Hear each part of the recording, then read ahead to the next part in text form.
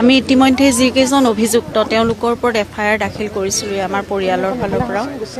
গতিকে যেনেকৈ আমি আশা কৰিছিলোঁ সেইমতে তদন্তৰ কাৰ্যখিনি সম্পাদন হৈছে। সেইকাৰণে আশা কৰা মতে হোৱাৰ কাৰণে আমাৰ ভাল লাগিছে আৰু খুব মানে বহুত কষ্ট কৰি তদন্তকাৰী দলটোৱে গোটেইখিনি SITয়ে সেইখিনি ইমান দিন ধৰি কৰিলে।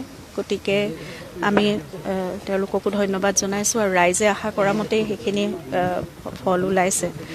গতিকে এতিয়া সকলোখিনি ন্যায় প্ৰক্ৰিয়াৰ ওপৰত আৰু আমি আশা কৰিছোঁ একেধৰণেই খুব ন্যায় প্ৰক্ৰিয়াটো খুব সুচাৰুৰূপে পৰিচালনা হ'ব আৰু যিহেতু দোষী সাব্যস্ত হৈছে এতিয়া তদন্তত ওলাইছে, গতিকে প্ৰতিজন দোষীয়ে কঠোৰতকৈ কঠোৰতম শাস্তি পাব লাগে, সেইটোৱে আমাৰ কাম্য আৰু ন্যায় ব্যৱস্থাটো খুব ভাল হ'ব বুলি আমি ভাবিছোঁৱেই।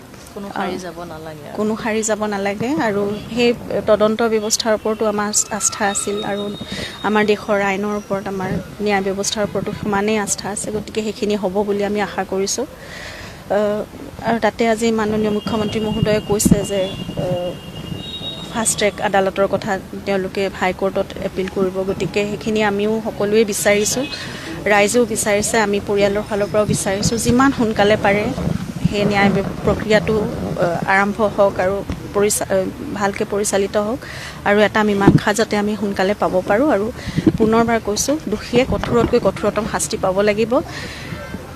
আমাৰ গোটেই মানে আমাৰ ঘৰখন থানবান হ'ল, গোটেই অসমৰ ৰাইজে সেই বস্তুটো সেয়াই বিচাৰি আছে যে কেনেকৈ জুবিন গাৰ্গৰ দৰে এটা সত্তা এনেকৈ নোহোৱা হৈ যাব পাৰে। গতিকে তেওঁৰ নিচিনা এজন মানুহক হত্যা কৰিবলগীয়া কি থাকিব পাৰে?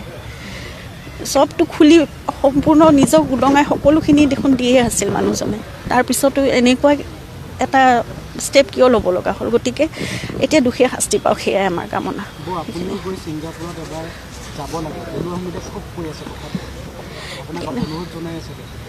কিন্তু আমাৰ দেশৰ যিটো তদন্ত প্ৰক্ৰিয়া আৰু যিটো আইন প্ৰক্ৰিয়া সেইটোৰ ওপৰত আমাৰ সম্পূৰ্ণ আস্থা আছে আৰু ইতিমধ্যে ছিংগাপুৰৰ পৰাও সেই তদন্ত প্ৰক্ৰিয়া এটা চলাইছিলে তেওঁলোকে। গতিকে এতিয়া মই ভাবোঁ আমাৰ দেশত আৰু আমাৰ অসম পুলিচে যিখিনি কৰিব, জুবিনৰ প্ৰতি আমাৰ যি মানে আৱেগ আছে সেয়া প্ৰতিজন অসমীয়াৰ আছে।